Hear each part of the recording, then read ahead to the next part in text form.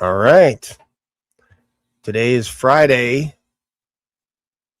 July 31st. We're at the end of July, and we have a great show. We have a great lineup for you. We have a couple of special guests for today's show. And who am I kidding? They're on every show, every Friday. The three of us together. We talk about end times.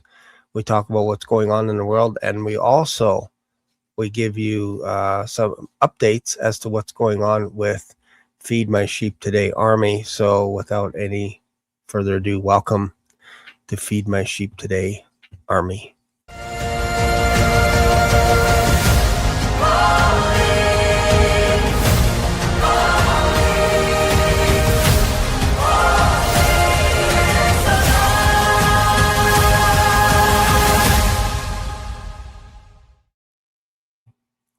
All right, welcome to the show. I have my special mug today because my brother-in-law and his family is in town, and I have nephews and nieces here, and they actually bought me this cup, favorite uncle.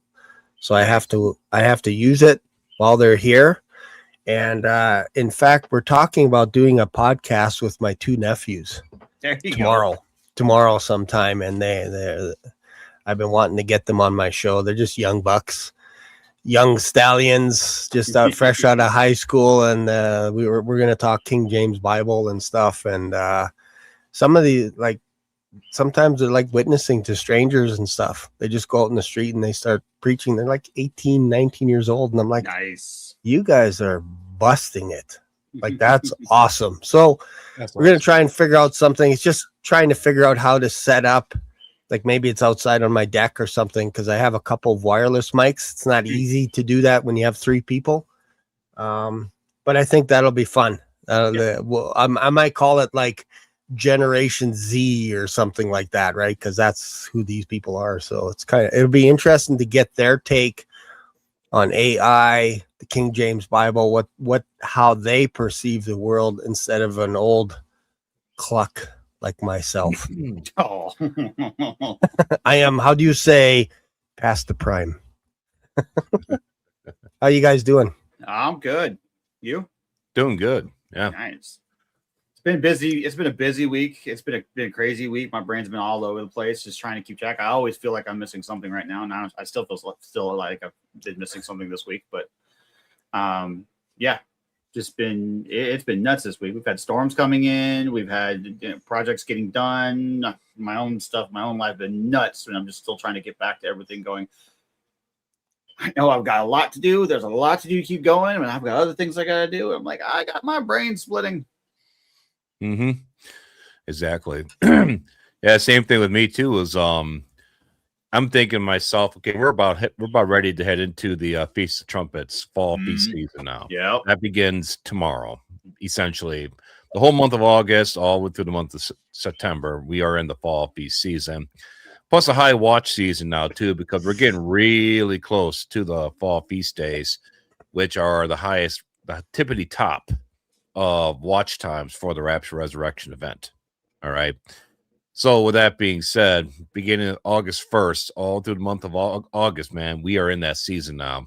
And, I'm like, well, Lord, what are you going to show me this year for Rapture Resurrection reports? What's going to be what's going to be all the juicy stuff for this year?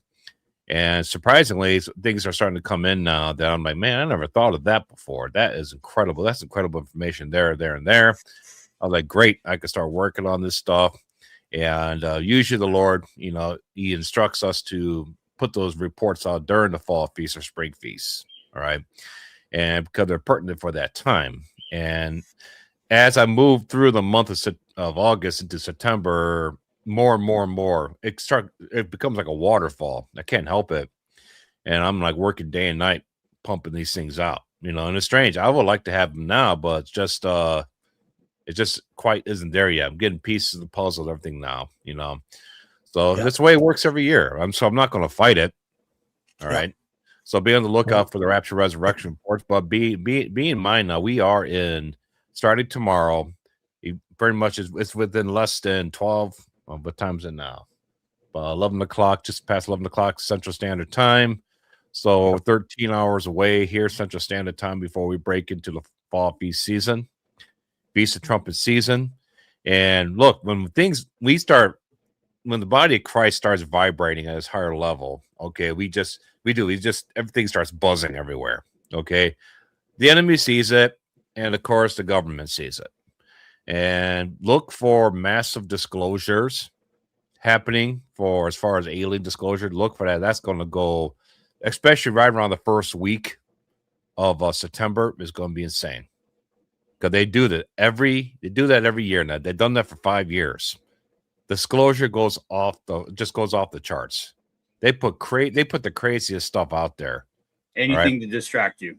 And on top of that, they always align peace agreement meetings. They always do that around the Feast of Trumpets because look, these guys know, or they think that we're leaving at the Feast of Trumpets or maybe during the fall feast. So they'll always align their peace agreement meetings right about the Feast of Trumpets or during the fall feast, 10 days of awe. They do that all the time, especially on like the Day of Atonement, Yom Kippur. Okay. So they're going to do that again this year. The only thing I'm surprised that they're waiting till November is for the Noahide laws. That. These Noahide laws are global laws, and they've never come together for these laws ever. That's a big sign. Probably do a report on that. That's a big sign, folks. And they're coming together this November for that, probably because they know they're going to be in Daniel's 70th week. The Antichrist would have been already revealed. He confirms a covenant with many. And then as things start going forward, they're already, okay, we have Noahide laws to keep everybody in line. Now, the Noahide laws, they get really bad for you mid-trip, okay, because we know the mark of the beast is coming, all right? So maybe they'll start enforcing those Noahide laws, maybe before the mark of the beast is implemented, just to get everybody used to it. I don't know. But that meeting is taking place November 2nd or 3rd this year. First time ever. That's a big sign. That's a real big sign because they got the laws. They put those laws into place. They had those laws into place for decades and decades. Okay. And now they're finally say, hey, you know, those laws we put into place that everybody keeps on renewing every year. Why don't we all come together and talk about that now and make it a reality and start enforcing it? And that's why they're coming together, because now they're like, hey, how do we enforce this worldwide? How do we do it? And that's why they're coming together. And you're not going to enforce those laws unless you're in Daniel's 70th week. You can't enforce those laws unless you're in Daniel's 70th week. Okay. So we have that ahead of us. So we have an incredible watch time to now and the end of September. Amen. Amen. Best ever. It lines up too with the way the Muslims think as well. The extremists, they don't mind the idea of looking at your pretty little head and saying, what would that look like when it's off your shoulders? What would that look like? How can we do that? What's the easiest way to remove this? And the Noahide laws, believe you me, line up with that kind of thinking as well, especially if you are a Gentile. You're almost considered like an infidel kind of thinking, that you don't belong with any of the covenants, any of the promises inside Israel. That's how the extremists think. The Gentiles get nothing. You guys are on the outside looking in. Paul explains this in Galatians. Like, you guys were outside looking in. That's how they think of you. And in fact, they got to the point where they were like, if you want to be like us, you got to get circumcised and you have to follow all 613 commandments that Moses wrote for us. You have to do that. Otherwise, you're on the outside. Doesn't matter if you believe in Jesus or don't or whatever, you have to follow what we follow. And if they could punish you with capital punishment, they would. If the extremist Jews, extremist Muslims were in power today, they would execute Gentiles left, right, and center. That's their operation Morende, that it's like, you Gentiles don't get a say in how we function here on earth. You're out. So if you put that in, you put people in power and you blaspheme the name of God by saying that Jesus Christ is the Lord of Lords and King of Kings. He's the creator. And one day he's coming back to set one foot on the sea and one foot on the shore. You could get executed for that. Again, if people are in power that hate that stuff, right now they don't have any power because we're here still. Yeah. People don't realize that modern day Judaism teaches that Jesus died, he was never resurrected, and right now he's burning in hell in all his excrement. All right. That's what the Jews believe. All right. And of course, the Muslims believe that Jesus was a prophet.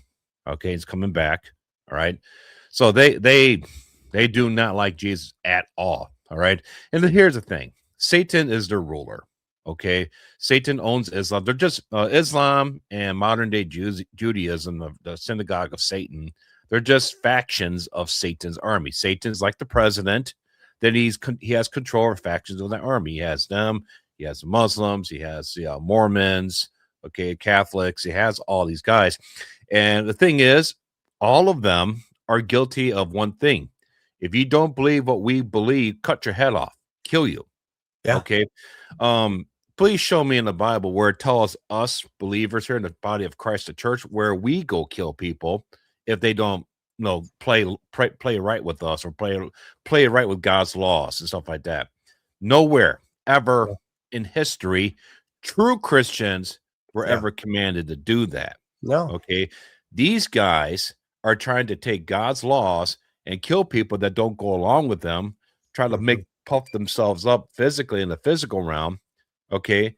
And they're going around killing people. And the Bible clearly states that nobody's justified by the law. Yeah. Okay. Not even a little bit. Okay. So the law has no bearing on us no more if you have faith in Jesus Christ. All right. But these guys don't have faith in Jesus Christ. So guess what, Shane? Guess what, Ed? All they have left is the law. Yep. That's all they got left. And it's going to send them straight to hell. It's been sending them all to hell for the last, since Jesus' death, burial, resurrection. That all of them been going to hell. Yep. Yeah. Right? Our argument in Christianity is if you come against us, if you persecute us, you have to answer to him, not me. You answer to him. When? If you don't serve out your punishment in this life, you will have to answer before the great white throne judgment. And I don't want to be near you because everybody in that lineup, they do not have their name written in the Lamb's book of life. And Nineveh is going to condemn you as well. Why? Because Jonah preached and they repented. Everybody, the whole nation repented, and they're going to look at you and say, look, we repented. Sodom and Gomorrah is going to condemn you. Why? Because they're going to say to you, we understand why we're being condemned. We understand why we're in this lineup because of what we did, and that place became ash. But what we don't understand is why you're here. You had the Bible. You had 2,000 years of people preaching that Jesus Christ is coming back one day, and you're here in this lineup standing beside Sodom and Gomorrah. And if Sodom and Gomorrah saw what you saw, they would have repented. That's according to Jesus Christ. And they will condemn you. They will spit on you because they're in the same lineup as you. And it's like, why are you here? This is confusing to nature. They're going to be condemning each other while you're standing. Imagine that standing in the line, ready to go to the lake of fire, and everybody around you is condemning you as well as Jesus Christ right at the end, and you get judged. My goodness. Man, yeah, everybody's just going to be disgusted with one another. Yeah, they'll be like, why am I here? Look at how disgusting you are. I don't understand why I'm here. You're wrong about condemning me. And there'll be fingers pointed at Christ as an angel comes and picks them up and drops them into the lake of fire, where the Antichrist and the false prophet have been barbecuing for 1,000 years alive. There is no annihilation. That's a false teaching. They're suffering. This is why we are on the rooftops shouting, get right with the Lord today. We'll use whatever method, scare you into the kingdom, present brimstone, fire, brimstone preaching, love, whatever it takes to save you from the fire. And I don't think you'll be mad at us in heaven. No. They're going to be mad at us while we do it, but all of a sudden when something happens, it's like an intervention. We're just trying to be the intervention that says, hey, you guys need to turn around and actually get in on this, and you need to realize what is actually going on. And some Yeah. people, there's going to be people out there, we know it, that they're more of a believer on sight kind of thing. And, you know, Yeah. like, you should be believing before even seeing. But there are some people that you will genuinely, words are hard today, Sure.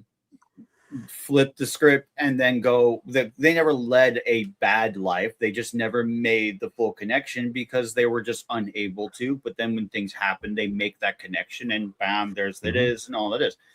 There's going to be people that do that, but that doesn't give any sway to the believing without seeing portion, where it's something that you should still believe within yourself that he's coming. If you're halfway there, my advice to you, just jump, because Amen.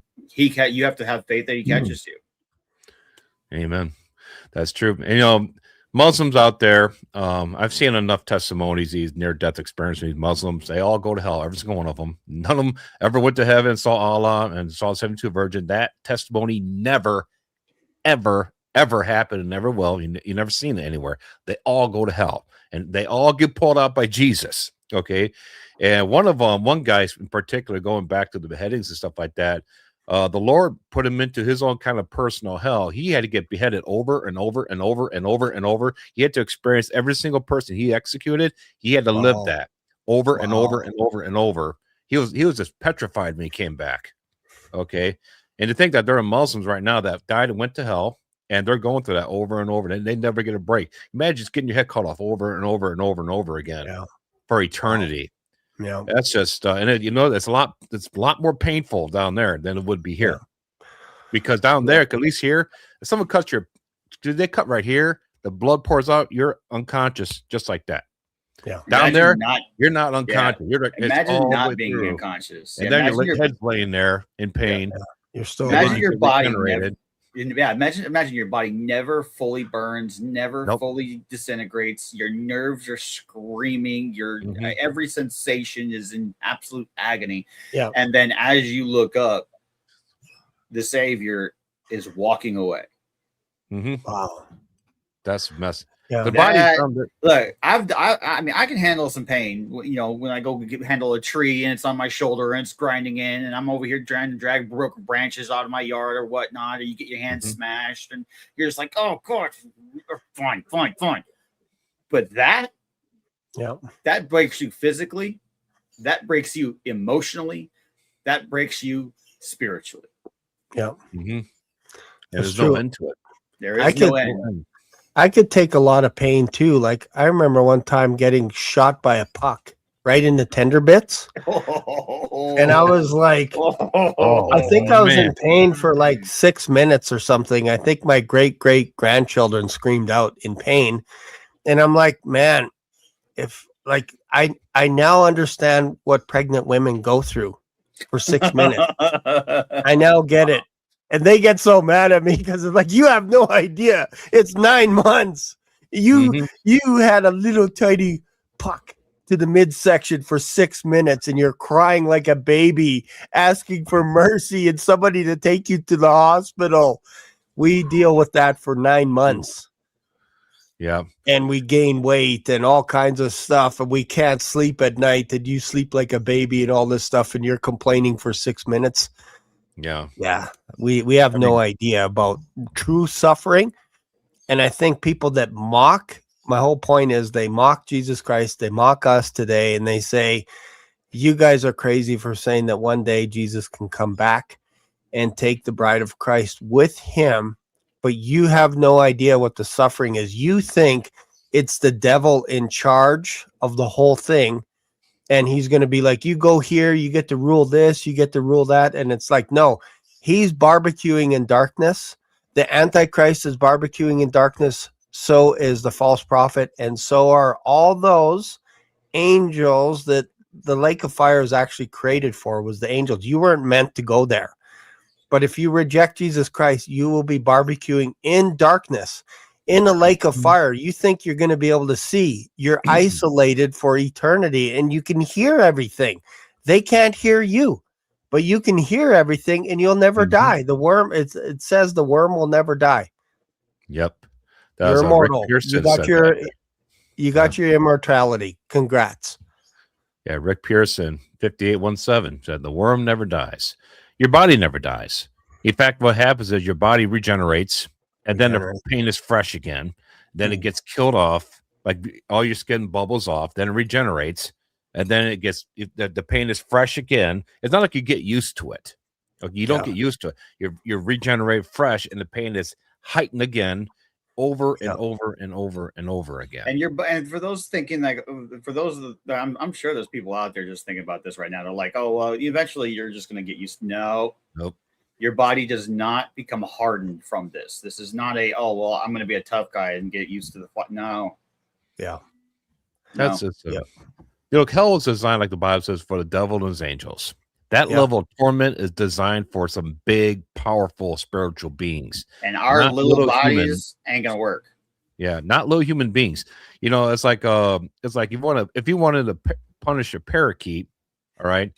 Let's say that same angel of punishment is applied to a parakeet. So basically, if I want to punish a parakeet, I would whip it with a heavy belt. It's not designed for a parakeet, but that's what happens. You go down there, you get angel punishment. Mm-hmm. Your body's not designed for it. That's why it's far worse. Look, it's going to be far worse for you down there than it is for the demons. Even though it's bad for them, they don't want to be down there either, because a lot of them get tortured too, because they got hierarchies. Yeah, and when you're down there, you're the bottom of the barrel, brother. They don't care what you get. And whatever you receive is heat. They're able to withstand some of that heat, and they're able to torture you because they can withstand it better. Yeah. All right. But you don't have a chance in hell. Down there, you can barely even breathe. Pun intended. Yeah. When you breathe down there, you breathe like this. You're like, you can't even get any air down there. Just enough. It's just, you can't breathe, you can't move. All you do is sit there and just get whipped and torn up and burned and boiled and whatever else they do to you down there. Man, I ain't going. And I think about, and I know we're at war, and every time I hear about these Muslim extremists getting blown to bits in their boats and their bases and getting gunned down, and I'm like, man, they're all going there. They're all in there right now, going through that. Yeah, anybody that gets killed today that doesn't know Jesus Christ will end up before the great white throne judgment. That's your next. That's your next step. You're not. And I know there's kind of a joke going around with the Muslims, like they don't even know if it's male or female 72 virgins. And then they show up to paradise and they realize it's all males. It's like, what? That wasn't what we were signed up for. Some comedian said that, right? But they think that there is devils running hell. That is the biggest lie from hell itself. Isn't that interesting? It comes from the pit of hell that they're running the show. And you see pictures, videos, movies, and everything. When you die, you stand before Satan and he's like, take him away to hell and torture him, and then he'll come back and whatever. And I'm like, no, they all have the same level of punishment. They're all being barbecued so much that I think Isaiah 22 or something talks about Lucifer coming down almost on an equal status as man. And they're around him saying, you promised us, whether it was his angels, whoever, saying you promised that you're going to ascend to the Most High, and you didn't do it. And you're like us now. Your punishment is the same as us. And is this the man that deceived all the nations? And the whole world is going to look upon this entity and say, that was the one that deceived us. There's not much there to look at. Not much to look at. Yeah, he's defeated. All right. All the wings plucked, everything taken away from him. He's just going to be a carcass lying there. All right. But Satan's not in hell. Okay. He's in the second heavens dealing with world powers, principalities. So he's not down. I don't think he's ever gone there. Who knows? I don't think he ever did. Yeah. It's the lake of fire. That's the destination. Yeah. Death and hell get tossed into the lake of fire. That's how that works. So, but none of us are going there. And that's what we're trying to preach right now. If you're a Muslim, Mormon, right? I even say as far as a true blue Catholic, because I know I was Catholic for 28 years. I know your gospel, and according to that gospel, I wasn't saved. Yep. All right. So there's a lot of people that we're trying to reach right now through our outreach program right now, through Western Watchman Shepherds and everything we're doing here in the United States and overseas and everything. It looks like I'm queuing up Ed right now for some updates. Yeah. I got a little something to send Shane. So yeah. It's interesting. Like we're basically talking about a rescue effort. Like to me, Operation Bible Storm is a rescue mission. We codenamed it Operation Bible Storm because ultimately it's rescuing people. I have a friend that used to be a lifeguard. And I said, man, that must have been tough rescuing people from the ocean and all this stuff. And he's like, no, actually, what I did was I would ignore the people that were flailing and screaming and yelling and dunking each other and all that stuff. And I would scan the ocean or the swimming pool, and I would look for people where their eyes are like this and they're looking directly at me and they're below water. And all I could see is their head and their eyes. That's it. Because they were in a desperate state. They had no energy left, and he'd rescue those people because they would allow him to rescue them too. They wouldn't fight with him. They wouldn't kick with him, all this kind of stuff. Because there are people that will go out of the boundaries of the ocean where the currents are actually going to take you out. And they have boundaries like in California and stuff. You can't go past this because there's a riptide and all this stuff. And the lifeguard will actually go and whistle and yell at the guy, come back, you can't be out there. Then they go grab him, and the guy will actually kick the lifeguard and try and hurt the lifeguard because he's trying to rescue him. And then he will, once he gets to the beach, this one guy that I saw in the video, he's actually trying to sue the lifeguard for kicking him. He said he kicked me twice. Meanwhile, what he was doing is treading water, trying to grab the guy, and the guy got kicked. And he's like, he was kicking me. And the lifeguard's like, he gave me the bird and he's yelling at me while he's being dragged away by the riptide. The current is pulling him away. And I swam to get him and brought him back to shore. And now he wants to sue me. And he ended up actually getting arrested by the police because of his attitude. Was like, F you guys and all this kind of stuff. You can't tell me what to do and where to go and all this stuff. And they're like, great. We have a nice little seat for you. Turn around. Put the handcuffs on him. Mm-hmm. He's from Russia, by the way. Put him in there. Off he goes to jail. He may not get out for a while just because he dissed everyone around there, trying to flirt with the girls, all kinds of stuff. And he's like, help me with his handcuffs. He's like, help me, girls, help me. This is harassment. And it's like, you're an idiot. Mm-hmm. You were warned. You were told several times by the authorities, don't go over there and don't disrespect us. And I think those same people will be in the lineup at Judgment Day. They're going to be yelling at each other, accusing each other, and saying, I can still save myself because look at all the images that I worshiped. I worshiped Mary. I worshiped Peter. I worshiped all this. I paid sacraments. I took sacraments every Sunday. I did everything by the book that the priest told me to do. And I'm still here. What did I miss? And here's your segue. The segue is you missed the point. The segue is we who are the three of us here, the Western Watchman Shepherds, missionaries, we are the lifeguards. Okay. Yep. And we're trying to help people. Yep. And we need help from other people to help people. Okay. Yeah. Like help me to help you, help you. Or help me. Help you. Yeah. Help me. And you know the thing is that and that's what we're trying to do as far as I hear feed my sheep to the army. Now the only thing that what drives what we do is of course donations coming in. That's what drives it. All right. Got a lot of people willing to work, just not a lot of people willing to give. And look, there's only two ways of serving God's kingdom, especially if you live here in the United States. That's the majority of our audience. And it's one of two ways you serve. One, you're out there doing the work like Jason K. Yep. Or two, you financially support the work that Jason K does. Those are the two ways you serve. So when Jason K is going out and preaching, sharing the gospel, encouraging people and stuff like that, that's all the work. You could do that for free for anybody, anytime. Yes. But if you're not doing any of that, God gives you another way in case you're an introvert.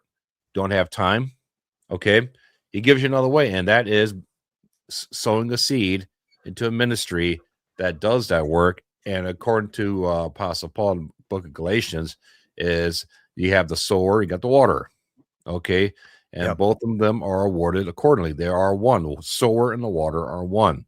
Okay, God understands how that works. If we were all waterers,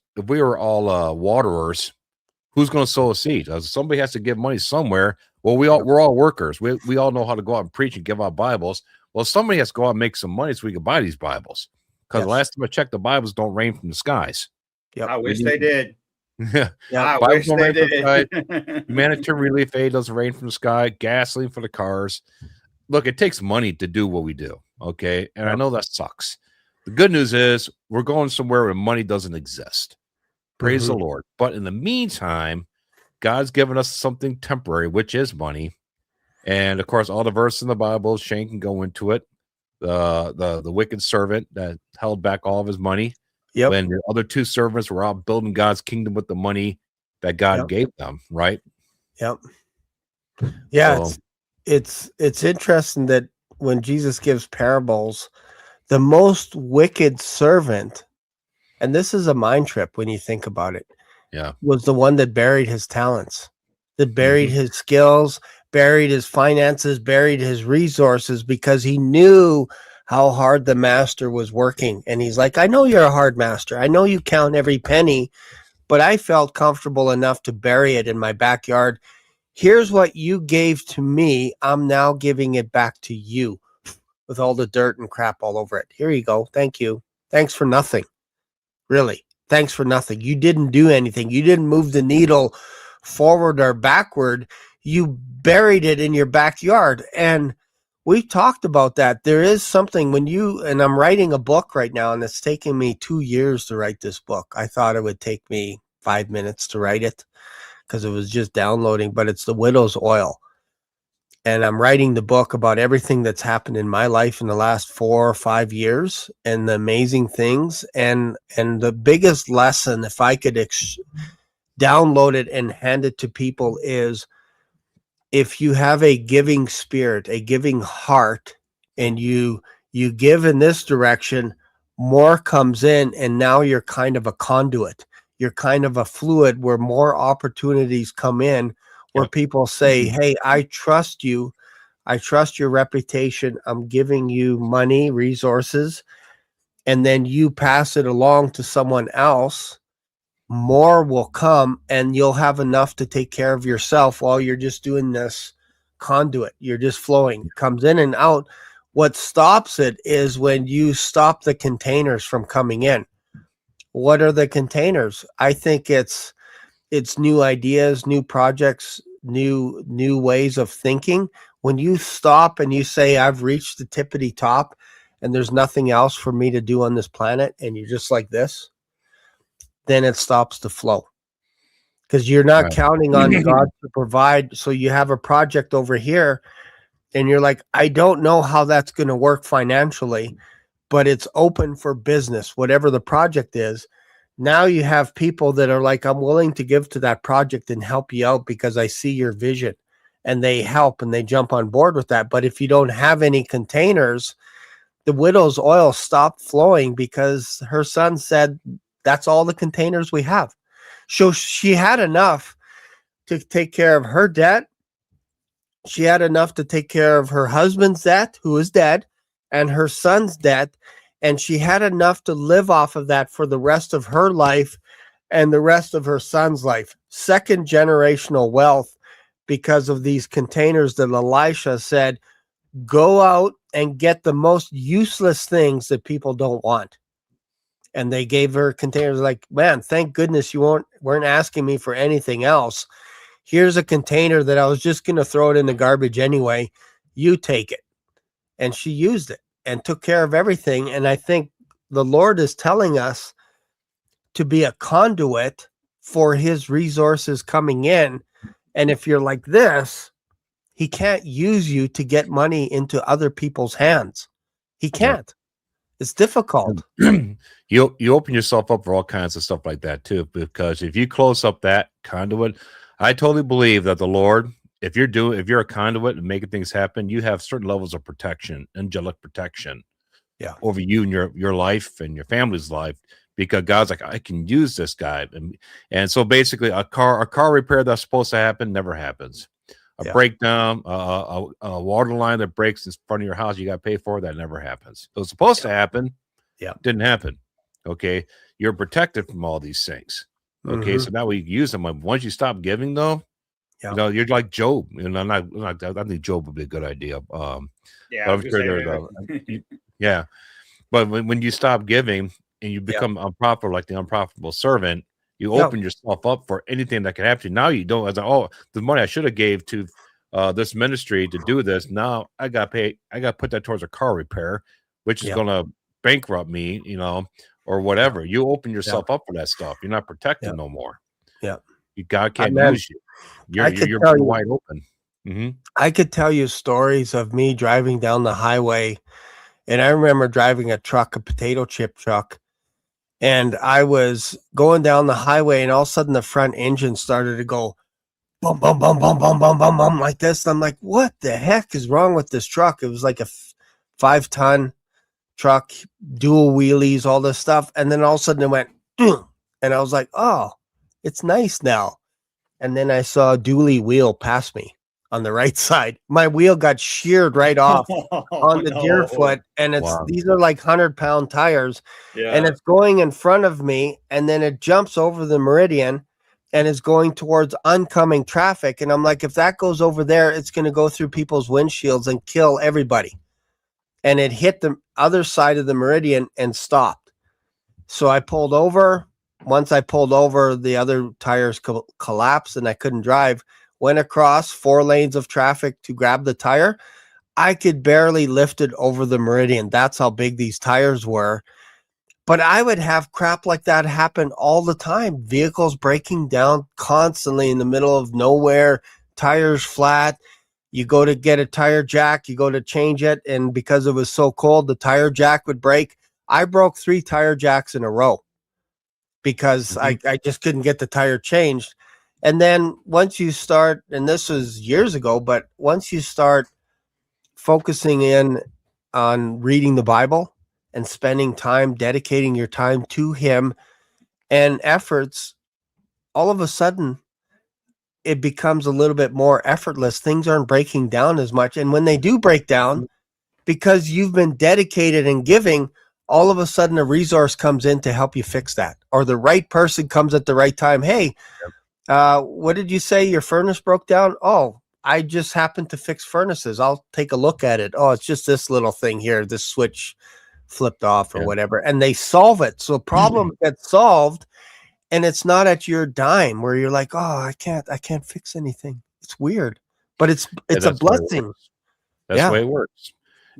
So if you're actively doing your part, whether you are serving the Lord, some people, they don't give, but they serve the Lord on the other manner where they are the waterers. Okay. You're doing your job. Okay. And you're going to see that same level of protection and favor. And you're not going to have a perfect life. Nothing ever goes wrong. No. I mean, I still deal with stuff, breaking cars, break down, stuff like that. For sure. We all do have the funds to fix it now, you know?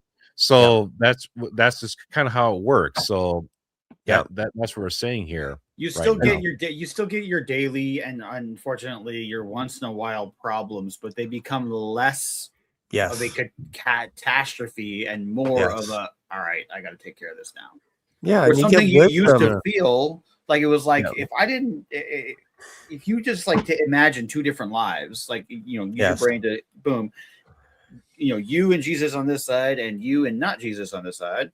And then you think about it, you can literally see the difference on the same event happening, but how it changes it. Yeah. Different people and stuff. And I agree with that. Like every problem, I believe, can be solved with time or money or both. So if you don't have money, you better have time. If you don't have time, you better have money. And so what do I mean by time? There are some problems that you rush into that you make it worse. Instead of grabbing a cup of coffee, sitting back on the deck and going, okay, I'm going to look at this problem. Lord, give me insight as to how to solve this problem. And you just I sit do there that. and you I just do think. that all the time. You just think about it, and then all of a sudden, maybe at night you have a dream or something, and then the next morning you're like, oh, I got it. I can solve this problem. And if you can't solve it, money can solve a lot of problems. I know that because I have a lawyer. When I got hit by a drunk driver twice, the lawyer solved my problem for me because the drunk driver actually drove away after hitting me at a red light. He drove away, and the cops were after him. They arrested him, and then I got my lawyer involved. They solve problems like that you can't solve. Who is our greatest lawyer? Jesus Christ. He's the great mediator. So imagine you have a problem. You bring that before the greatest lawyer of all time. He could solve that problem for you.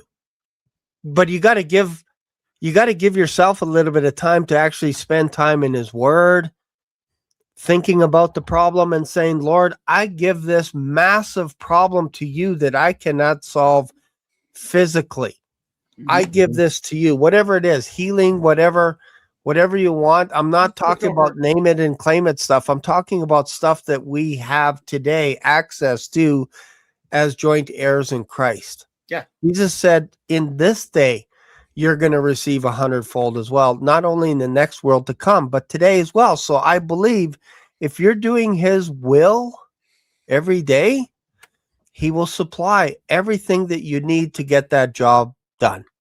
People, resources, money, the energy, the strength to do it yourself, he will supply that. That's where the miracles come in. But if you don't take that step, like Peter stepping onto the water, you're not giving God a chance at all.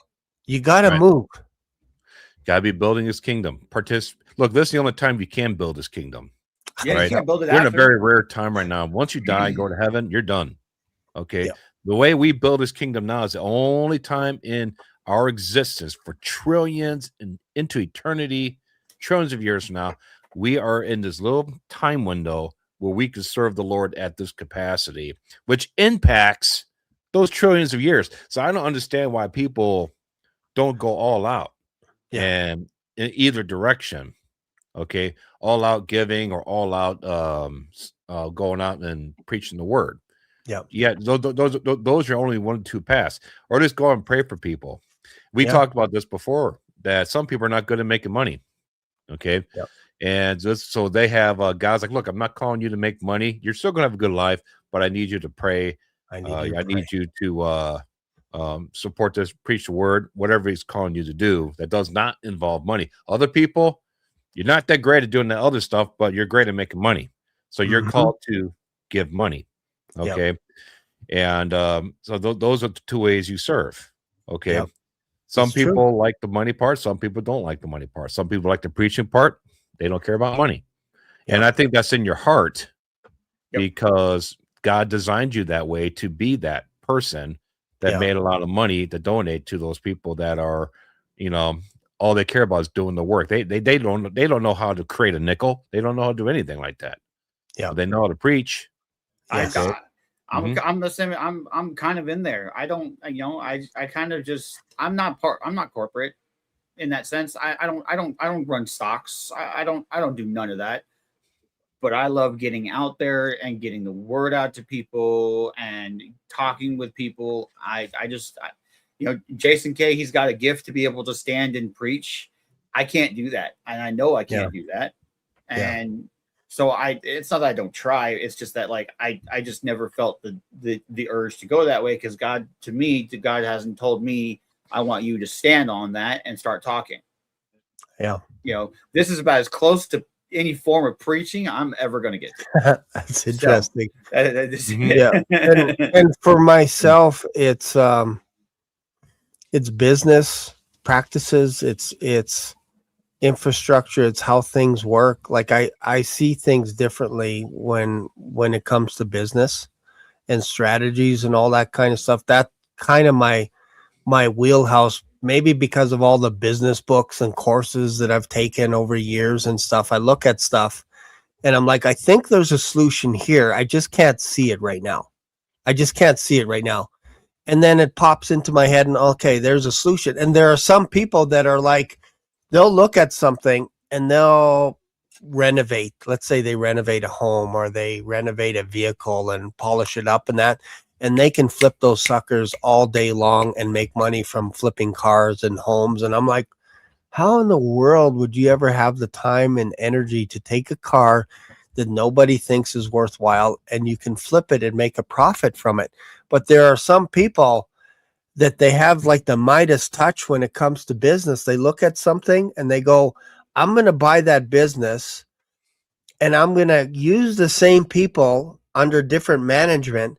And then I'm going to sell that business for twice as much as what it's worth for. And they could do this all day long. And other people are like, I can't do that. But I tell you what, Shane, I could run circles on you when it comes to the scripture. I have them all memorized and I can preach the gospel like no one else. And that is a blessing just as well. Yeah, that's what we do here at Feed My Sheep to the Army. We take all the people like that and we bring everybody comes together, does the handshake, and we build the body of Christ. We build together. The feet, the hands, the eyes, the ears, even the nose, the mouth. Maybe that's where I come in, the mouth, the monologue, the gab. I don't know, right? But that's and that's what we have going on right now. Missionaries, I believe we have the largest network of Christian missionaries all over the planet right now. No other church has a larger network than we do because that's all we do. We focus on missionaries, expanding missionaries here in the United States and overseas. Okay, no other company does this except for Feed My Sheep to the Army. You have churches that kind of do a little bit of outreach. They might have somebody that go that represents the church and go out hand some Bibles, but that's not their open focus. Up a water well. Then they come back to the church and show videos. Yes. Not us, man. We don't do buildings, and we focus strictly on empowering missionaries.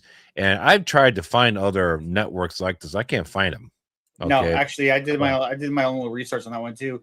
Besides like little mom pop places like that get out and buy Bibles like before we kind of came along, that was it. That was really it. And I think what Bob is talking about is like the total package, because there are missionaries that can actually do the work, the boots on the ground, but they don't know how to get resources to help them out. Mm-hmm. And that's why they reach out to organizations like us, because we have a network. We're YouTube influencers, if you will, in the spiritual world, in the world of Christianity, that we could bring a project to the video realm. And then we can say, hey, there's a project in Australia some people need help with. All of a sudden, the people in Australia can see that project and go, yeah, I want to be a part of this. I want to help build an orphanage or whatever it is. You can't do that when you're boots on the ground in India looking down, trying to figure out if the government's going to come in and confiscate everything or arrest the pastor, or all of a sudden there's a rainstorm in and you need more rubber boots, you need Bibles, all that. You can't think about Australia. You're just not there. But for our network, we have boots on the ground all over the place, and people can bring project ideas to us and say, hey, we actually have a building that we want to convert into an orphanage. Do you think there would be somebody that would be willing to donate to that project? And then they can put their name or their plaque on it or whatever they want on it.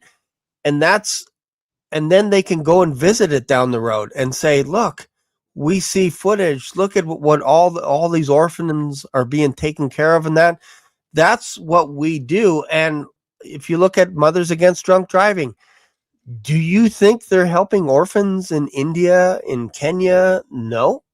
They are advertising. They are saying, hey, at Christmas time, instead of drinking too much, why don't you take an Uber? Why don't you take a Waymo? And then you can drink as much as you want, but we don't want you behind the car. We want you to take away the keys from the people. That's their MO. That's what they're doing. That doesn't help the kingdom of God at all. Zero rewards for those people doing that. Yep. And yet they're a multi-$100 million organization, and they Mhm. have zero rewards in heaven. Zero. Isn't that messed up to be able to do all that work? Apostle Paul tells us that's work of wood, hay, and stubble. Burned up. And there are people that send money, loads of money, to organizations like that. Think I'm gonna make the world a better place. Go save the trees in the rainforest and stuff like that. They're like, Dolphins, yeah, the that's water, whatever. that's nothing. Clean That's water. you're not gonna have nothing in the kingdom for that. No. Okay. I mean, go do that in the sense that you're doing it for the right reason. But if that's the only thing you're doing, then you're Yeah. wrong. Yeah. Yeah. You know, because I mean, you still got to protect the place you lay your head down at night. You're still part of this world. Yeah. Regardless. We're not saying don't save the dolphins spiritually, and stuff. if you aren't trying to make God's kingdom first, Yeah. in your donational realm, in Yep. your effort realm, in your I can participate, I can volunteer, I can do my own time realm, if that's not first in your life, Yeah.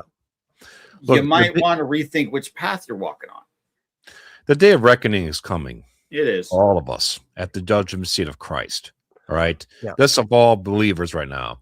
You have an opportunity to give to Feed My Sheep Today Army or whatever your favorite ministry is. Make sure they're doing outreach with Bibles and preaching the correct gospel. Okay. It doesn't have to be here. Do it somewhere to build God's kingdom. The day of reckoning is coming. Look, this day is coming. Yeah. We will all stand before the judgment seat of Christ, and you're going to take an account for every single dollar you ever made in your life. Yeah. And you're gonna take account for it and explain away. It's like, you know, why didn't you invest here? Why didn't you use your money here? That's just one of the things you're going to take account for. Yep. Okay, that's one of the things. Money's just one of them. There's a whole slew of other stuff. Not sin, but basically what you're going to be looking at is what could have been done. This is what could have happened. I think that's the biggest regret that people will have is what could I have done more?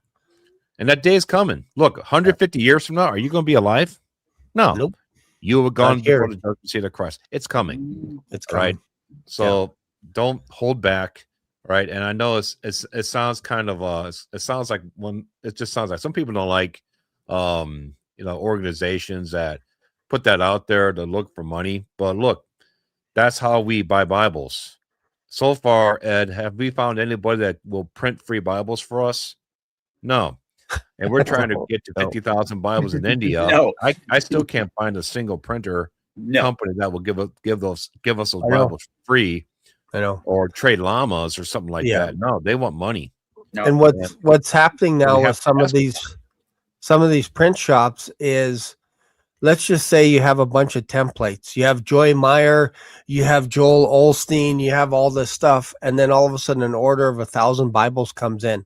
They're like, oh man, we got to stop all that other stuff and print Bibles. We didn't calculate that 1,000 was going to go out. So we only have room for 50 or 100. And then they say empty. It's empty because they didn't manage their paper and all that stuff for an influx of Bibles going out. And they're like, okay, we could calculate how many books are going out for Joel Osteen that will mean zero in the kingdom of God. Because it's just works-based stuff. It'll get all burnt up. But these printers are going, why is an order coming in for 1,000 Bibles? Who in their crazy mind would order 1,000 King James Bibles? Now they got to stop everything to print only Bibles. Imagine that. You're not printing the Satan's Bible because there's only one going out. As a publisher, you're going to be like, I guess we can't print Satan's Bible out because King James Bibles are going out now. So we're going to just put that off to the side. So in some ways, you're actually helping by tying up the resources of these printers that go, well, this is the way the world works. Whatever book is being printed the most, we have to make sure we have enough paper for that project. And we're actually helping in that way. If we keep the money coming in for these printers, that's the whole goal. They say, man, more orders coming in. These orders are consistent. Yes, and we're making good money with this stuff too. I mean, it's business, right? So we order more paper. They're going to be like, Joel Osteen, take that book and stick it where, right? Joyce Myers and the Satanic Bible, they're all the same. They all belong in the pit of hell, okay? And we're just going to focus making money with these Bibles because the orders keep coming in. We keep pushing the orders at them. Yes. And I think that's a great place to be in all the way to the rapture. Yeah, and be in a place where we are so backed up, but them trying to make the Bible as quick as possible when the rapture takes place. That's the place we want to be. Yeah, and it's starting to happen. Like there's times where on specific Bibles, like there are some like the NIV, they're always going to be able to print some of those because they don't run out. Mhm. They just sit there in the shelf, and then once they expire, they have an expiry date, a copyright expiry date. They have to burn all of those Bibles. They all get cooked because it's illegal for you, if you're a store owner, to have a 1984 edition of the NIV on your shelf. You can be fined, etc., for having an NIV. Why? Because it's copyright protected. You must have the latest edition or you're going to be in trouble. So they will always have that. But with the King James, sometimes printing houses don't carry enough because they underestimate the shipment load that we're putting on them in the United States right now. We're loading them up, and they're like, okay, we got to get rid of some of these templates and just put them off to the side, because it seems like the King James Bible is where it's at, because they're asking us for this particular print type, this size, because obviously if you get a big one, it's too big. If you get too small of one, it's no good. So there's only really a handful of print type that we order that makes sense. And those ones are actually diminishing at the publishing houses. And they're like, oh, we got to get ahead of this game in order to keep up with supply and demand. We're going to have to supply more ink, more paper, all this stuff. That's the situation that we're putting printers in. So imagine thousands of Bibles going out all over North America, including Canada and the United States and Mexico, being distributed all over. And when we get raptured, what do you think is going to stay behind? All of those seeds everywhere that people put aside, and then they pick it up and they're like, there's something to this Bible. Now they got it. Now the second wave comes in. Imagine being the person that so wealthy that you give a donation so big that it jammed up all the printers everywhere for Bibles. It just took over. Imagine going to the judgment seat of Christ, knowing that you gave such a big amount of money that jammed up every printer on the planet for Bibles, because all they're doing is printing Bibles at this point, nothing else. I can actually tell you that feeling is actually amazing, because not jamming up the printers, but the fact that I actually shut down KJV. Yes, with what I was taking, because they had this before. Because they had to call me back to even see if they had the required amount of Bible boxes I needed to get in order to send them out to all the shepherds. I don't know if we even have that available. I got to call you back to check. Yes, and I used to work at a publishing house in Minneapolis, Bethany Publishing House, and they have their templates. They pay money to get their templates to print these books.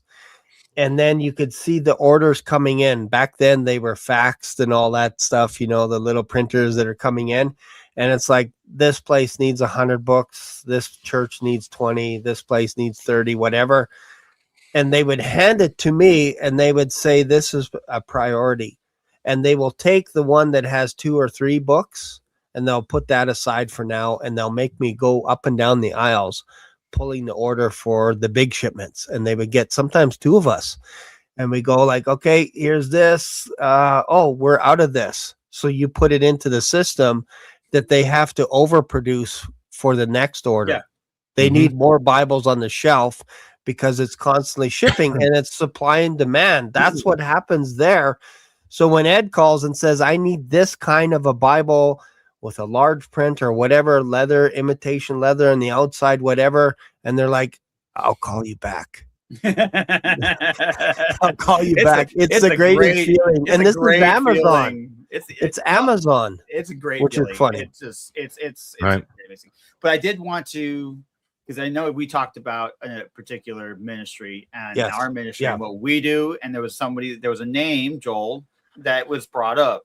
And something to me, like, I know we have some people in here that are going, I give, but how much does your guys' organization really do? And da da da da. Now, I just kind of get that things. And I see that within like comments, and I know people feel that same way. I'm going to point something out here real quick. Everything we do gets out to people. We're not greedy. We don't have a massive thing going on. We have, obviously we have some, there are some costs to doing the entire operation, like fees, getting money out to other missionaries and stuff like that. Those things do take up those areas.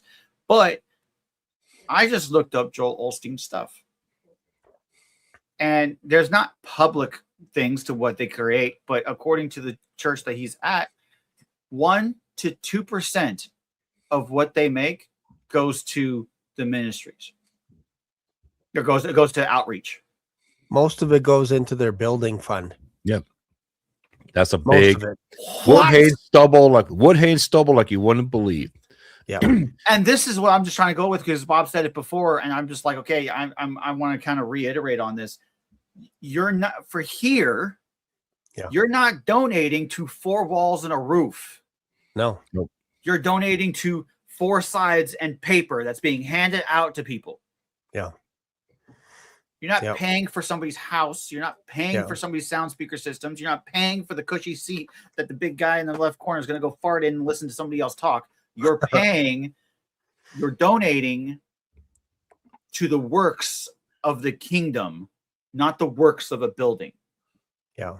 That's important. And people miss this, where, again, you could be tied up financially in the building for a big building fund. And what happens after you pay off the debt of that mortgage is you get a bigger building and you put more debt onto that building. Ending. It doesn't end. And then what happens is maybe a retaining wall, or maybe something happens where all of a sudden something that you didn't anticipate, you now got to go back to your donors and say, hey, I know we bought this building, but actually it's condemned because of ants. So we got to sell it at a lesser price, and we got to move the whole church to another building, which is a better deal, and it's bigger and all this stuff. And that's 80% of their time is spent on mortgage and real estate and all this stuff. And like Ed said, 2% is like, maybe let's just make a video saying that we give somewhere. Let's just do that. Yeah, one video once a month. The rest Once of the a time, month. it's just hype. It's all it is. It's just hype. They get people's attention on hype, and it's like, well, where's your works? Because we're not sitting here going, look at my hype. I'm sitting here look at our works. Yeah. Look at what the army, look at the community, look at the people have done. Have allowed us to push and go do. This is not my work. This isn't Shane's work. This isn't Bob's work. This is the work of the church in the collection. And look what you guys have done. And it's eternal.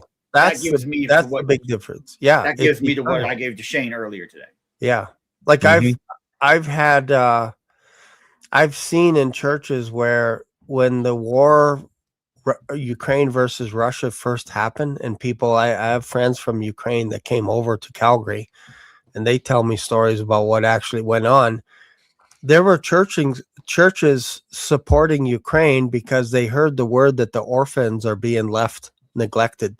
So there's thousands of orphans fleeing from Ukraine. So we gave thousands of dollars to Ukraine, and then we found out it was just a Sunday school program, like a stay-at-home, what do you call it, daycare center, where basically parents were working and they wanted to put their kid in a daycare so that they can, like an after-school program. But the way it was presented to people around the world was Ukraine was being bombarded, and I get it, they were at war, but Poland all of a sudden is saying, we have so many orphans, we don't know what to do with it. And then you find out all that money, thousands of dollars, went into an after school daycare program. That's not what I signed up for. That's not where the money was supposed to go for. It's to fill them. And I'm like, how much does that happen where you give to Joel Osteen, and then meanwhile he's like buying an island somewhere? I just looked up Lakewood Church, Joel Osteen. They bring about $80 to $100 million a year. Wow. We probably do between 2 to 3 million. I don't think we've ever crossed 3 million. I think we do 2.5 million a year. Okay. And I looked up their new salvation, the new members, 1,100 people per year. All right. We do 70 to 100 new salvations per hour. We beat late Wow. Joel Osteen's church in one day. Feed My Sheep Today Army. And yet we'll he see can more only give. We'll see more salvations in one day than what Yeah. Lakewood Church in Dallas, the biggest church in America, will bring in a year. And But yet he people are only dumping- gives. Hold on a second, let me say something here. Okay. All right. And people are dumping $80 to $100 million into that church. Yeah. All right. So anybody that wants to come to attack us here for what we're doing, just think about that for a minute. Okay. And the average church in America, they see around, I see the numbers like 6 salvations per year. Yeah. All right. So just think about that for a minute when you invest your seed into Feed My Sheep Today Army. All right. Go from 6 salvations per year to 70 to 100 salvations on average per hour. This is where the money's actually being used just for missions work. Yeah. If it's done correctly, it's extremely lucrative for new salvation if that money was used correctly. Imagine Joel Osteen took all that money and used it like we do here. Yeah. That guy would see millions and millions of salvations per year easily. But it's all being used on buying an island for him and his family. He's building and his people are kingdom. okay with that. Yep.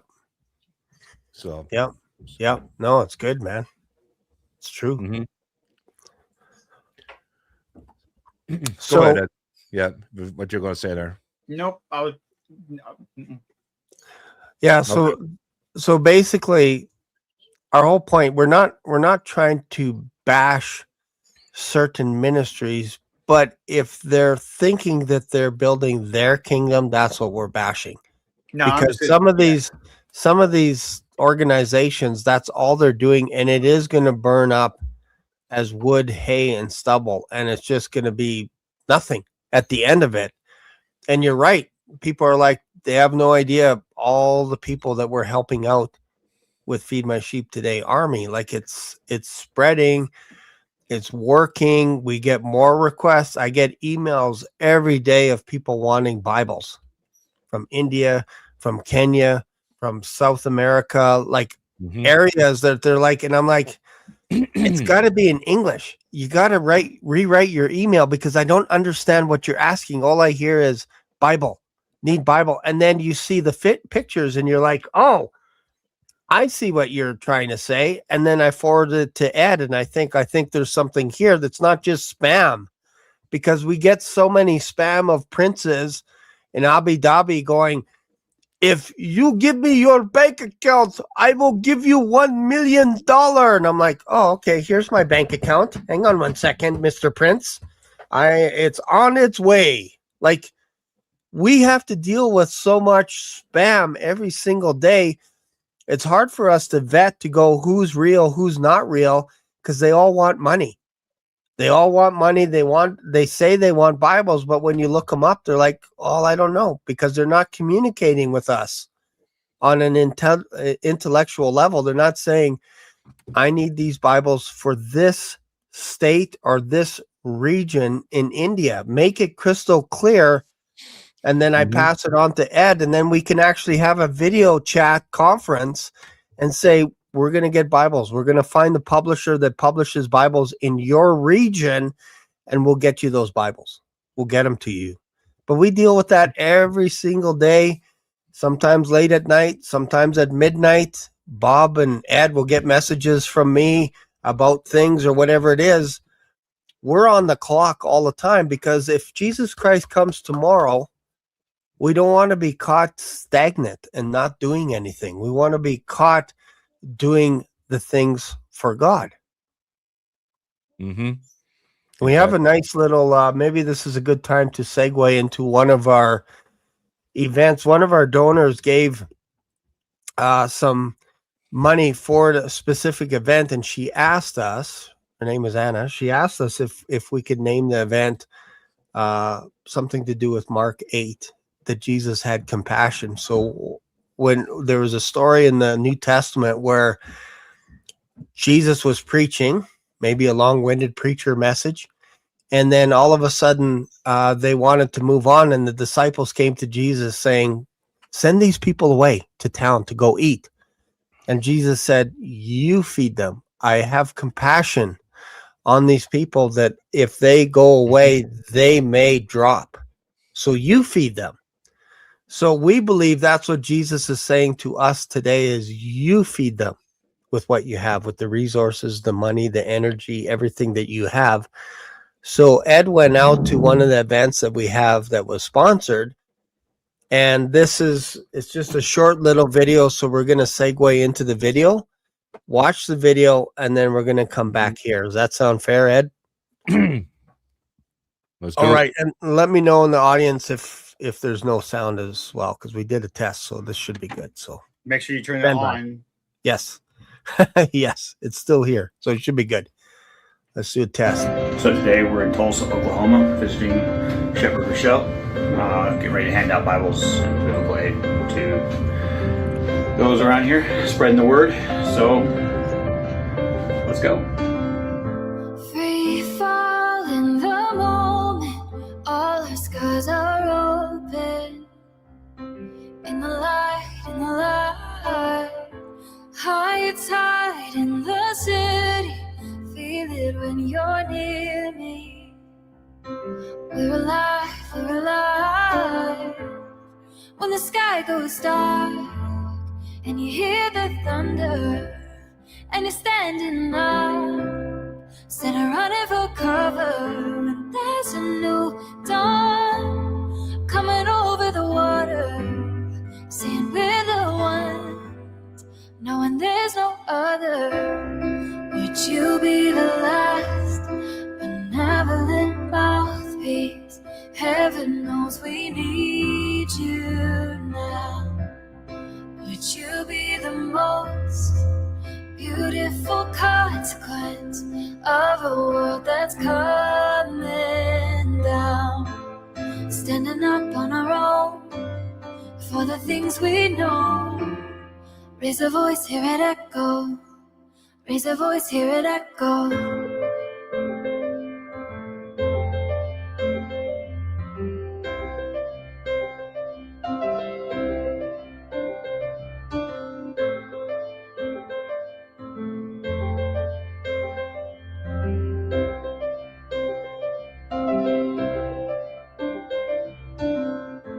Loosen in the ties and everything we're fighting.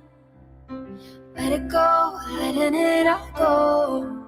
Always have a reason for something to believe in. You never know, you never know. When the sky goes dark and you hear the thunder and you're standing up, instead of running for cover, and there's a new dawn coming over the water, saying we're the ones, saying there's no other.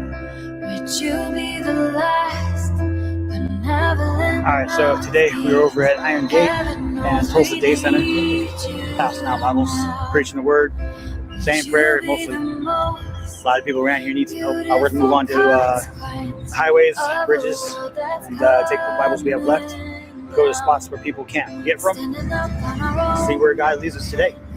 See you there. Raise a voice, hear it echo. Raise a voice, hear it echo. We know where we come.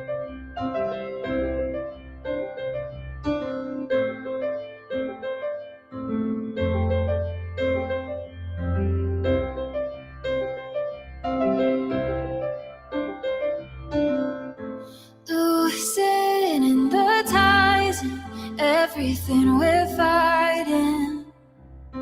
Let it go, letting it all go. Always have a reason for something to believe in. You never know, you never know. When the sky goes dark. You know, one of the things I'll say about going to new locations is it shows us that God is everywhere. He's also missing from everywhere. Here in Tulsa, it's almost just like Jacksonville, Chicago.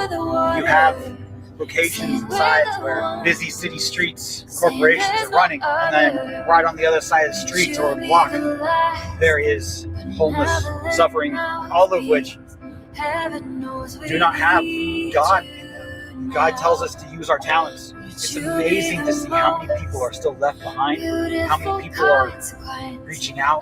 Unlike food locations where they come in for food, there are people out there actually coming for Bibles. We tell them, hey, we have Bibles, we have toothbrushes in a bag. Nothing crazy, nothing massive, and they're still hungry for the Bible. We stopped 3 times on the road to hand out Bibles to people who were just sitting there, and they're happy to receive the word. There's so much to be done, so much work that needs to be done. We can only do this with help. Our shepherds are dying to get out there, and our other shepherds are already in talks with other locations to get Bibles in those people's hands. Let's flood the word. Send the flood so we can get out and send Bibles out to everyone. Heaven knows we need you now. Would you be the most beautiful consequence of a All right, so today, Tulsa just handed out, 220 Bibles, give or take today. Just ran around town, highways, byways, bridges, whatnot. So, camera's being funny right now. So, again, it's not that difficult. Be a shepherd. Donate. We can't do this stuff without donations. That's all I can really say. Keep bringing them in, keep praising God, keep handing out the word. That's all that matters. We get asked all the time today. All day we got asked which church are you in. We are the church. That's it. Not 4 walls and a roof. So if this is the work you want to get done, this is what you're looking for, reach out. wwsbibles@gmail. Go to Feed My Sheep Today, army.com, westernwatchman.com. People were blessed today. That's right. At least one soul saved for sure. That's right, for sure. Yeah. I wanted to see the video recording on it too, but just so much wind right where we were at. But I got a little bit of it, so hopefully y'all see that. Super, super easy. Just go fill up a bag with a Bible, some food, a water. Water's great for them. Maybe a 5-minute conversation, if that. Pray over them. Makes it super easy. You can be done in an hour and bless a lot of people. God bless. God bless. We'll see you on the next one.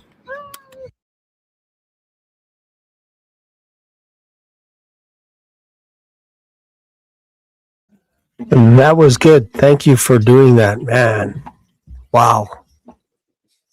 Hundreds of Bibles going out, and you could just see how receptive people are. That's amazing. That was in Oklahoma. Yeah, That's that was so cool. Oklahoma. And even back, when I was trying to put the video together and show people this is what we're doing and whatnot, and then actually seeing it go and come up and whatnot, and it's just it just brings back the feelings and when we were there, the power that was felt that God was with us, and He was saying, "Go here, go there," and it was no joke. Like we had gotten Bibles, like 200, something like 200, and then we ran out. Wow. And then we went to the Walmart and bought every KJV they had on the shelf, just so we can keep going. That is amazing. I've been to Awesome. Phoenix. As you know, I have family in Phoenix, Arizona, and the one thing that I noticed about the United States that's different than Canada, if I go into Indigo in Calgary, I've documented this. I said 6 years ago, a whole row of King James Bibles, all the other versions and stuff. And then I started to see the King James Bible starting to shrink down, and then the Message Bible increasing. I saw the Quran being put in there. I saw Satan's Bible being put in there. And then all of a sudden now, 6 years later in Indigo, it's one shelf of Bibles. Everything else, mysticism, Eastern influence, everything, it's all over Indigo. When I go to the States, you walk into these stores that are run by Christians, you find King James Bibles there in large print. I'm like, oh my goodness, I felt like I died and went to heaven, the biggest print you ever see. And you go into their chapters, and there's shelf upon shelf, row upon row of King James Bibles. And my family would go do something else, and I'm like, I know it's King James, but I'm just looking at all the different print size. And you could go into a Walmart, like Ed said, like there's no reason for you not to do something today. And if you can't, then you donate. In Canada, I can't go into Walmart and find a Bible. It's not there. I can't go into a drugstore. I can't go into a place of business because it's not there. It's frowned upon. So when you get boots on the ground in Canada, it's sludging, man. You people in America don't realize how much of a blessing that you have where you can actually hand out Bibles to people and they're taking them. Yeah. Like it's changing here. amazing. And anywhere you go, you can just start handing out Bibles and stuff. Like it's thank you, Ed, for doing that. That was amazing to That's see you good. there. Good job, Ed. Nice. What's the names of everybody that was with you there again? So that was our shepherd, Rochelle. She's in there. That's her daughter, and that's her boyfriend as well. And we, when we were talking, and I remember talking to you about him, his mother is actually a very known prayer person in Africa. Okay, that's who it was. Yeah. Okay. That's good, and I'm glad you guys are able to start doing that stuff here in the United States, because United States is turning now. Yeah. Starting to turn to a third world country, and people are willing to receive that stuff, that old fashioned preaching, showing up with Bibles. People are need old fashioned right now. That's what we need right now. And I think people are starting to see what's going on over with the Strait of Hormuz and all that stuff. We haven't talked much about that today, but they know something's coming. And if we tried doing this 5 years ago, Ed, people have probably told you to take that Bible and stick it, you know where. But now they're like, you know what? I want to hear what you got to say, man, because I'm watching the news feeds right now, and yeah, world's getting crazy, and people are starting to see it. And then people sit there and they want to go, hey, why, what's going on? And then when you give them your report, people start putting kind of their own dots and things, and then they start seeing even their dots don't line up. And then when they start taking, the signs and everything else, and they start moving those dots to where they actually are supposed to see, they're starting to see the bigger picture. Yeah. So I think that's just like Shane was saying there. The Bibles are available for us now. So let's go get them. Let's go here get in them. America. Okay. But in order to do that, we need large donations to buy all these Bibles. Okay. I wish I knew how many Bibles there were in America so we can go and secure them all. Okay. How much that would be. Okay. Maybe one day we could take the time to figure that out, But yeah, definitely in a perfect world, we would go buy them all and then distribute them all. Okay. Yep. And that would be a perfect world. But like I said, this world's ran by money, unfortunately, so we can't do that. Oh, we're at the mercy of what people donate. Yes. So that's where we're at right now. So if our Heavenly Father's reaching out to you right now, if you feel that pull in your spirit, please don't ignore it. If you want to make a huge impact right now, especially here in America, you want to turn things around this nation, it's not going to be done by voting. We know that don't work no more. Yeah, we're going to turn this nation around. We need Bibles in the hands of everybody now. We need to get those Bibles out of the stores and into hands of believers, new believers, potential new believers, or that Bible will go to somebody's home and somebody's kid will pick it up. Yep. Every one of these Bibles that Ed gives out, it has an end destination, whether it's going to be for somebody here or for the tribulation saint. But the Lord showed me right now, every one of these Bibles has an end destination. Oh, yeah. How many Bibles do you want to be responsible for? Yep. To help release in America. And it's so much fun doing that kind of stuff, being able to get out there and talk to people and go do stuff like that. Like we said, for sure, we had one soul for sure saved. And to me, that's an immediate win, period. Yep. That's just an immediate win to my end.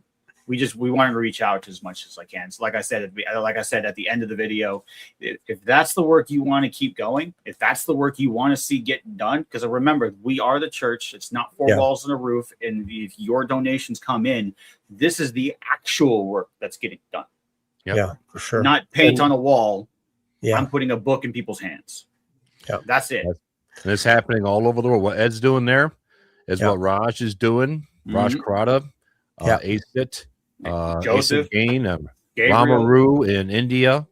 Okay, those guys, that's just in India. We got 3 different missionaries operating there alone. Okay, and many more. There's so many of them to list right now because new ones are coming on. But that's a good problem to have, because it's good problem. Good problem to have. We just need the funds to buy all the Bibles Yeah. So That's the bad problem. We don't have the That's- pipes. And I think maybe this is a good time to, before we wrap up the show, to segue into the gathering for the Yep. fall. We Yes. have a conference coming up, and there are some interesting things that are coming out of the conference that we're not able to fully disclose just yet. But one of those things we could do secretly, because I don't think anybody's watching right now. So secretly, what we're planning on doing is just for a little bit of time. We gotta work out the logistics of it. But Jason and I are working on a bit of a plan to be able to go out and hand out Bibles. And so whoever wants to join, we're just trying to figure out the area and stuff, and just spend like an hour or so going out there, boots on the ground, attacking Maryland with the storm of Bibles, where we can actually hand them out. And then you can actually be a part of that as well. If you're at this conference, we'll just spend a little bit of time saying, hey, we're going out here, boots on the ground. If it's 10, 20, 30 people, we're just going to start passing Bibles around to people and praying over them and witnessing to them and sharing the gospel of Jesus Christ. And then we'll have a bit of a recap back at the gathering about how it went and all that kind of stuff. So this is an interactive conference. We're going to have breakout sessions. Yes. Where you could be actually sitting with 20 people around round tables, listening to Bob talk about Feed My Sheep Today Army and how it came up, and rapture dreams and visions and all stuff. And then you could sit and listen to Ed in one room, and you could sit and to listen to Jason or myself in another room. And if you feel like, oh man, it's a conflict, Jason and the Black Swan are talking at the same time for like 30, 40 minutes. Well, we'll do it again. We'll do it twice, which means those people can actually move over there. So we're trying to give you a chance to have a little bit more interactivity with each one of us. And then also we're going to set time aside to go to a little bonfire. We'll be talking around a bonfire at night, and that's how you get to know each other. Yeah, worship, guest speakers that are starting to line up as well. So yeah, this I don't want to throw out names, but there's something happening. Yeah, exactly, because we're still working on it. Not yet. But there are some big names that if once you hear, you're going to be like, why didn't I just book? Why didn't I just book? I knew it. The Lord was tugging on me, and I'm like, I should book the conference.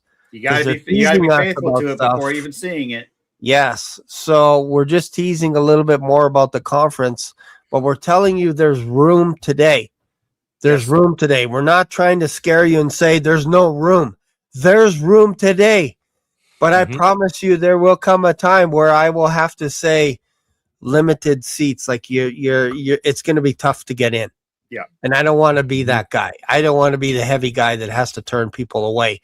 We're opening it up. We're saying, look, book today. And in fact, if you book because you're watching the show right now today and you enter Black Swan 26, you get a 20% discount on any packages except the End Time Dream package, which is the Bob Barber End Time Dream package. Why is there no discount for that with this code? It's because it's already has a discount built into it. And the idea is you could put three rooms beside each other. You could pick, and it holds up to 12 people. So if you know that you can gather 12 people or less together for 3 rooms, we will put you in 3 rooms beside each other so that you don't have to go on one side of the hotel to find your friend or your family or whatever. We'll put you right close together. That's the Bob Barber End Time Dream package. Look it up. You see it. And the idea is to get a community together to all chip in. One person pays for it, but then you work out how to pay that person back, and you travel together. Maybe it's in 2, 3, 4, 5 vehicles, and you make it an event. And be prepared to share the gospel as well with one of us. Maybe we'll pair you up with a couple of us as well. And it's going to be fun. We're not going to do it the whole weekend, but we're going to spend some time, and maybe you'll learn something. Maybe you'll be inspired so that when you go back to your community, maybe we will come to your community in the future because you're donating to Feed My Sheep Today Army. And we're like, hey, let's impact your town by sending some of our people to where you are. and we will work with your volunteers in your town getting hundreds of Bibles into your community. We will work with you. You've already seen I can do it. I've already proven that I can do it, and I'm willing to get out there and get in the thing. It was hot that day. It was heavy in the moisture in the air. Yeah, but I didn't care. We have I did not care that we can assemble. It's like the Avengers. You put a pin on the map and you say, "Hey, what about Kentucky?" Let us know. Call in. You can register. Same email for calling in. If you have an interest, if you're like, man, I would like Feed My Sheep Today Army to come to Arizona, to come to Nevada, to come to some place in California, or to come to Seattle or somewhere, let us know, because we could start praying that in and we could channel resources for that project. Operation Seattle. Wouldn't that be kind of nice? Seattle's a beautiful place, but don't kid yourself. It's riddled with LGBTQ alphabet stuff. We ran into it headlong into that. We went into a Starbucks and I'm like, where am I? Everybody, I didn't know if they're male or female in Seattle. Yeah. It was crazy. And there's regions there that it's all that way. See, so we need Bibles there as well. One's right there already. Mega's Faith, she already says, come to Texas. There you go. We need those type of requests from you. Give us the information, Vegas. Yeah. Give us the information and we will talk. Yes. Reach out, go to the thing, put it up. Yep. Let's talk. Let's have a conversation, see what's around you. And it could probably happen more faster than you really think. Yeah. Mm-hmm. I love the fact that people volunteer and want to do the work. Okay. I absolutely love it. We just need people to give. Yep. That's it. Yeah. You know, just need people to give. Yeah. People to give and volunteers. Yep. So that our job is to get the Bibles into your hands. We will ship the Bibles to you. And then we will also send ambassadors. It could be myself. It could be Bob. I don't know. I don't want to speak for Bob, but it could be me. It could be someone else where we say, hey, let's have a couple of people there to coordinate it with the people locally. And then let's just go out for a day and hand out as many Bibles as we can. And we're going to document it. So when you're giving, you can actually see boots on the ground, because Ed's a videographer. I'm a videographer. We're all used to the media, how to record stuff. And we want to document everything so that if you're like, you got to come to Texas, you got to come to Louisville, not Louisville, not Louisville, Louisville. It doesn't matter how you say it. They're all going to tell you you're wrong. I know. I'm such a Canadian. I've been there, but I'm such a Canadian. Or Arkansas, somewhere, right? So, but you got to let us know is the whole point. You let us know. And when we gather in September, these are the things we're going to be talking about, is what area can we impact next in the United States of America. And we're also going to be featuring our sponsors, most likely pre-recorded, that they're going to talk to us and share some story from India or from Kenya or some region that we're actually impacting. And we're going to hear a story from them never before told at the conference. So we're going to have that as well for you, because it's a gathering. It's an annual gathering. And this could be the last gathering. This could be it. So if we make it there, if the Lord doesn't come back by then, that could be our last gathering. Imagine being together and getting raptured as well. Wouldn't that be amazing? You're yeah. I'm sorry. It'll be David Tolman. We're together. Yep. That's a high watch day this year. It's probably my favorite day for the rapture this year. I think the most likely day the rapture will take place on the 21st. So right around that time. So yeah, that's make sure you're there. Amen. Yeah, that's pretty much it. Then we're going to do communion at the end as well and wrap it all up nicely by breaking bread with each other. So it's going to be fun. Hey, I'm looking at the comment. Meg just said she's not even, after what she just said, come to Feed My Sheep Army, come to Texas. Yep. She literally just said, not even kidding. Jehovah Witness literally just knocked on my door.